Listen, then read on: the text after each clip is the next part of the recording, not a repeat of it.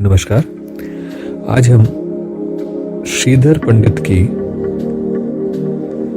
Discovery of soul को समझने का प्रयास करेंगे और यही यात्रा माता वैष्णो देवी की यात्रा कहलाती है, जो कटरा से प्रारंभ होकर के रियासी डिस्ट्रिक्ट में कटरा से प्रारंभ होकर और लगभग 12 किलोमीटर ऊपर त्रिकूट पर्वत तक संपन्न होती है।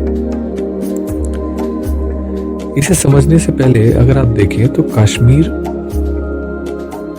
त्रिक शास्त्र की डिस्कवरी का बहुत बड़ा केंद्र रहा है। यहां तक हुआ कि उसमें श्री विद्या के ऐसे उच्चतम सोपानों को प्राप्त किया कि एक स्थान का तो नाम ही श्रीनगर पड़ गया और उसी को आज के डेट में कश्मीर की कैपिटल भी कहते हैं, श्रीनगर।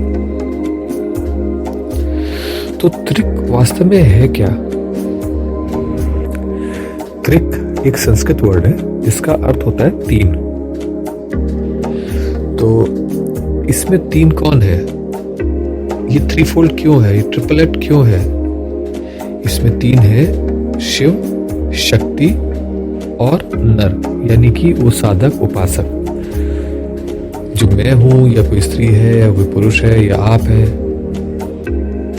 तो इन तीनों के मिलने से एक अद्वैत जो संभव होता है, उसकी यात्रा या उसको समझना त्रिक का आधार रहा है। इसमें शिव को पर कहते हैं, शक्ति को परापरा कहते हैं, पर अपर यानी परापर, और जो नर है उसको अपर। तो किसी भी प्रकार से जिसकी जैसी संभावना हो, जो जिस अवस्था में हो, पशु, वीर या दिव्य, उसी के अनुसार वो अपनी गति कर सकता है। वो प्रारंभ कर सकता है नर से यानी अपरा से, वो प्रारंभ कर सकता है शक्ति के मार्ग से, परापरा से, या वो सीधा शिव में ही जाकर के समाहित हो सकता है, वो शुद्ध चेतना को प्राप्त कर सकता है। तो ये आधार था जिस त्रिक के आधार पर कश्मीर में बहुत कुछ आध्यात्मिक खोजें हुई और उनको जीवन को कैसे सरल रूप से हम जीवन मुक्त हो सके, उसकी ओर उन्होंने प्रयास किया। अब हम आगे चलते हैं श्रीधर की कथा की ओर, जहां श्रीधर पंडित एक साधारण परंतु दिव्य साधन में लगे रहते थे। वो श्री विद्या की उपासना कर रहे थे, देवी की उपासना करते थे और एक साधारण जीवन को अपने व्यतीत कर रहे थे। लेकिन क्योंकि उनमें संभावनाएं, उनकी ऊर्जा जागृत थी, उनकी चेतना उस स्तर पर थी, तो इसलिए उनके साथ घटनाएं घटनी प्रारंभ हुई। श्रीधर भगवती वैष्णवी के उपासक थे, वैष्णव शक्ति के, जो कि अष्टमातृकाओं में चौथी है। और सबसे बड़ी विशेष बात यह है कि वो जानते थे कि बार बार जीवन में हम मोह में फंस जाते हैं और इस कारण से वापस हम अपनी यात्रा को, साधना को पुनः हमें प्रारंभ करना पड़ता है।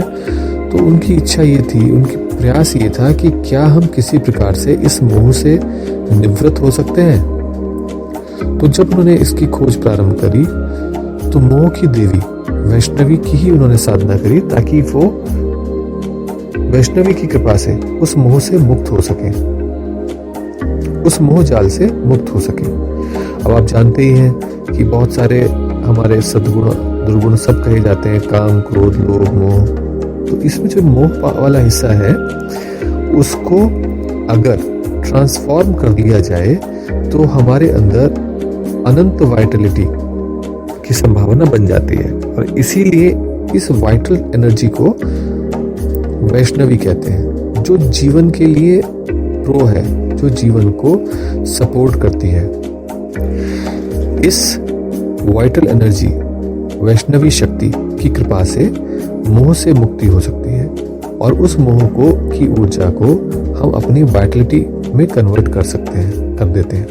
और इस प्रकार से हम जहां एक समस्या से, नेगेटिव ऊर्जा से घिरे हुए थे, वहीं हम दूसरी ओर एक अपनी कला, वर्च्यू से अपने पोटेंशियल को अनकवर कर पाते हैं।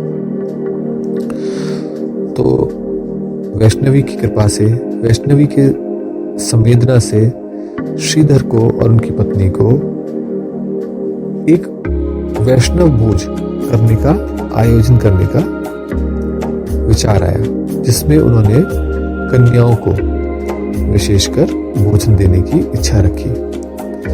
अब ये जो कन्याओं को भोजन देने की प्रथा है, ये है एक प्रकार से उन आद्य शक्ति के विभिन्न रूपों से जुड़ने की क्रिया।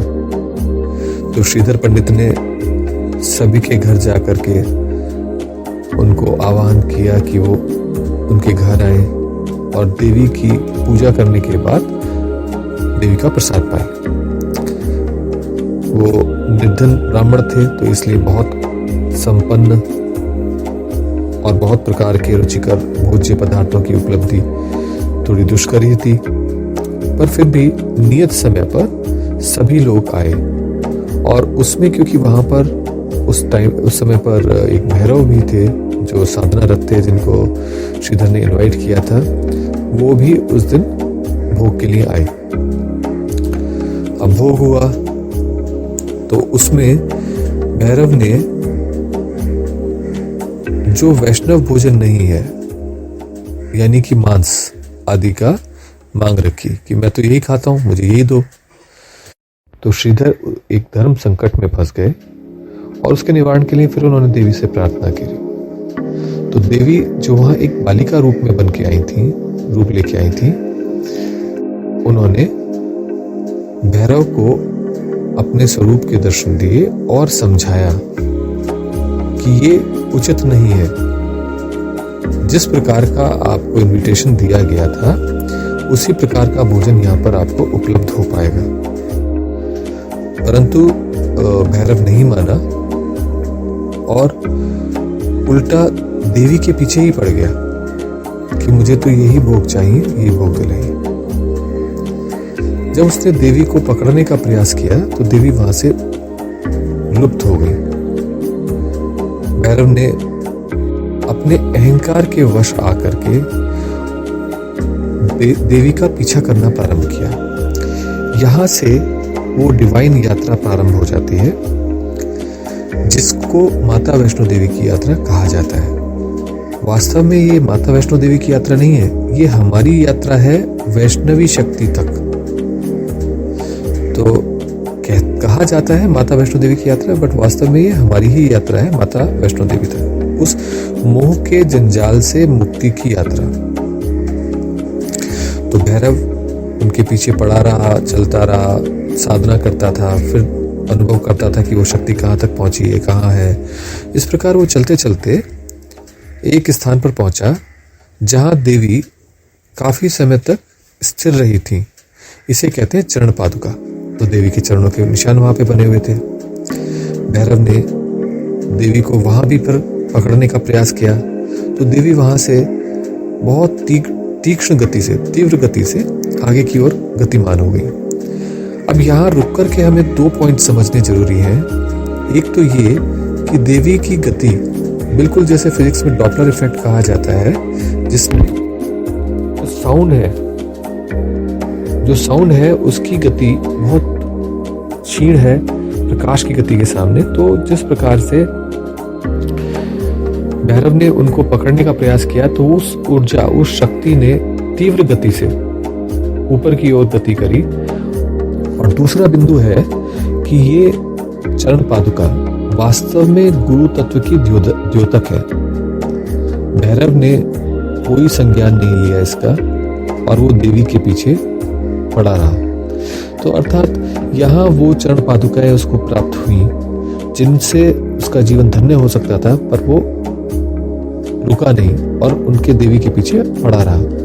फिर प्रयास करता रहा, समाधिस्थ होता रहा बार बार। तो उसको स्थानों के ज्ञात होते रहे कि देवी इस रास्ते से गई थी, आगे बढ़ी थी। तो वो उस शक्ति के, उस क्षेत्र के पीछे पीछे पहुंचते पहुंचते आद्य कुंवारी स्थान, जहां पर देवी एक गुफा में तपस्यारत थी, वो उस गुफा के मुख पर जाकर के धूनी जमा के बैठ गया कि जब देवी निकलेंगी तो मैं पकड़ लूंगा। बट वो संभव ना हो पाया, क्योंकि देवी ने जब ये अनुभव किया कि उसकी नेगेटिव एनर्जी भी बाहर चारों तरफ छा रही है, तो वो उस स्थान को छोड़कर पिछले रास्ते से गुफा को फोड़कर बाहर निकल गई और आगे चली गई। अब भैरव को उस विस्फोट का नाद सुनाई दिया, तो वो उस गुफा में घुस गया। घुस के उसने देखा कि देवी तो वहां है नहीं। तो वो उसके बाद पुनः समाधिस्थ होकर के देवी की ऊर्जा किधर से मूव हुई है, कैसे कैसे गई है, उसके पीछे चलने लगा। इस प्रकार वो गति करता हुआ एक ऊंचे स्थल जिसे सांझी छत कहते हैं, वहां तक पहुंचा और वहां से फिर वो देवी की यात्रा पे आगे बढ़ा। अंततः वो पहुंच ही गया उस गुफा को जिसको आज भवन कहते हैं, और उस गुफा के बाहर उसकी कपि से युद्ध हुई, कपिवर से, और वो युद्ध चलता रहा क्योंकि उसमें भैरव भी तंत्र सिद्ध था, अनंत बहुत सारे मंत्रों का ज्ञाता था। तो युद्ध काफी समय जब चला तो देवी क्षुब्ध हो गई, क्रोधित हुई और क्रोध होकर के वो गुफा से बाहर आई। उन्होंने भैरव को परास्त किया। भैरव को परास्त करने के बाद जब वो गुफा में जाने लगी तो भैरव भी उनके पीछे पीछे चल दिया। ये देख करके देवी ने जाना कि वो किसी भी प्रकार से उस ज्ञान पथ को पकड़ ही नहीं रहा है। तो अंततो गत्वा उसके अहंकार के नाश के लिए देवी ने गुफा में जब वो प्रवेश कर रहा था तो उसका शीश काट दिया। और ऐसी मान्यता है कि आज भी वो धड़, वो भैरव का धड़ गुफा के मुख पर, गुफा के अंदर ही जस्ट उसके मुख पर, एंट्रेंस पर पड़ा हुआ है। और ये जो शीश है ये कट के जाके गिरा जहां आज भैरव घाटी का मंदिर बना हुआ है। अब इसके बाद भैरव का अहंकार का नाश हुआ, क्योंकि जैसे ही उसके बल का नाश हुआ, शरीर का नाश हुआ, उसको समझ में आया कि देवी की क्षमता शक्ति को उसने अनुभव किया और फिर उस महातत्व को, उस महाशक्ति को उसने प्रणाम किया और उससे आशीर्वाद चाहा। तो देवी अत्यंत करुणा में, क्योंकि वो वैष्णवी शक्ति है, उन्होंने तुरंत उसको आशीर्वाद दिया कि मेरी यात्रा के बाद तुम्हारे दर्शन पर ही सभी की यात्रा पूर्ण होगी। अब ऐसा इसलिए क्योंकि हम भी जो है उसी सारे यात्रा को कर रहे हैं, तो हमें भी वो बोध होना, वो चिंतन होना और उन स्तरों पर पहुंचना आवश्यक है कि अहंकार का त्याग करके ही मोह से मुक्ति हो सकती है। अब ये इसका छुपा हुआ संदेश तो श्रीधर ने इस पूरी यात्रा को किया और उस संदेश को भी समझा और अपने जीवन को धन्य किया। तो इसी प्रकार से हम सभी को भी माता वैष्णो देवी की यात्रा जब करते हैं हम, तो उस चेतना के स्तर को डेवलप होते हुए, बढ़ते हुए अनुभव करना चाहिए और उस अवस्था को रियलाइज करना चाहिए जो हम करते हैं लेकिन बगैर समझे। जब आप दर्शन करने जाते हैं और दर्शन करके निकलते हैं बाहर, तो आपको एकदम से अत्यधिक आनंद और शांति की सी अनुभूति होती है। कुछ क्षण रुके इसमें, यही वो पल है जहां आप रियलाइज कर पाते हैं कि आप सिर विहीन हो गए और शुद्ध चेतना में हैं। इसका आनंद लीजिए। अगली बार और गहराई से चर्चा करेंगे इसकी। नमस्कार।